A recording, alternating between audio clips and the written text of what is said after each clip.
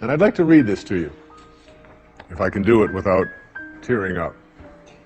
There's a story many years ago of an elementary school teacher. Her name was Mrs. Thompson. As she stood in front of her 5th grade class on the very first day of school, she told the children a lie. Like most teachers, she looked at her students and said that she loved them all the same. But that was impossible because there in the front row, slumped in his seat, was a little boy named Teddy Stallard. Mrs. Thompson had watched Teddy the year before and noticed that he didn't play well with the other children, that his clothes were messy, and that he constantly needed a bath. Teddy could be unpleasant. It got to the point where Mrs. Thompson would actually take delight in marking his papers with a broad red pen and making bold X's and then putting a big F at the top of his papers. At the school where Mrs. Thompson taught, she was required to review each child's past records, and she put Teddy's off until last. However, when she reviewed his file, she was in for a surprise. Teddy's 1st grade teacher wrote, "Teddy is a bright child with a ready laugh. He does his work neatly and he has good manners. He's a joy to be around." His 2nd grade teacher wrote, "Teddy's an excellent student, well liked by his classmates. But he's troubled because his mother has a terminal illness and life at home must be a struggle." His 3rd grade teacher wrote, "His mother's death has been hard on him. He tries to do his best, but his father doesn't show much interest and his home life will soon affect him if steps aren't taken." Teddy's 4th grade teacher wrote, "Teddy's withdrawn and doesn't show up much interest in school. He doesn't have many friends and sometimes he even sleeps in class."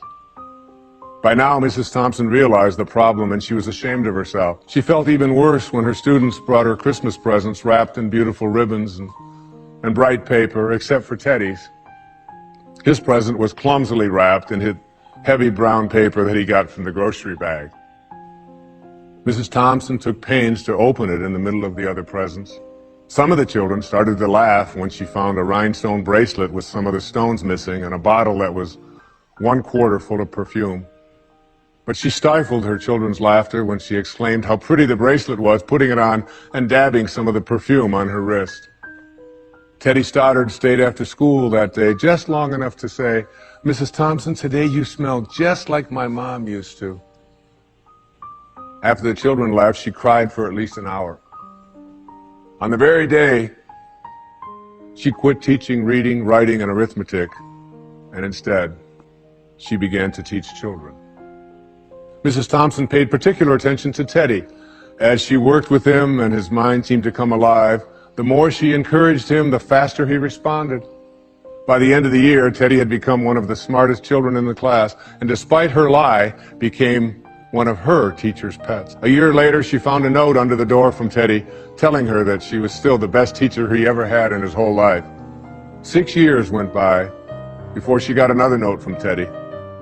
He then wrote that he had finished high school 3rd in his class, and she was still the best teacher he ever had in his whole life.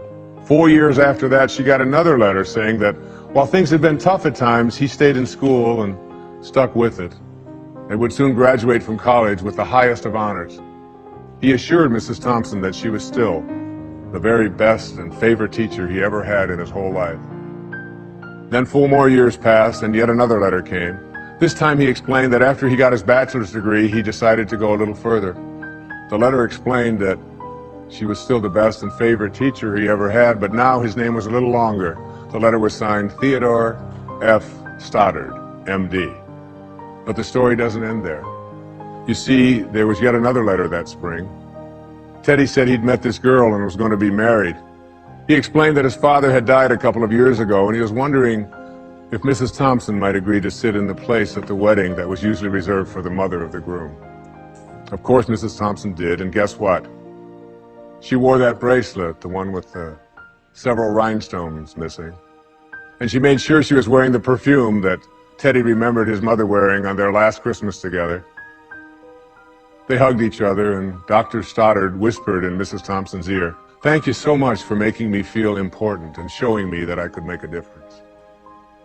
Mrs. Thompson came with tears in her eyes and whispered back, "Teddy, you have it all wrong. You were the one who taught me that I could make a difference. I didn't know how to teach until I met you.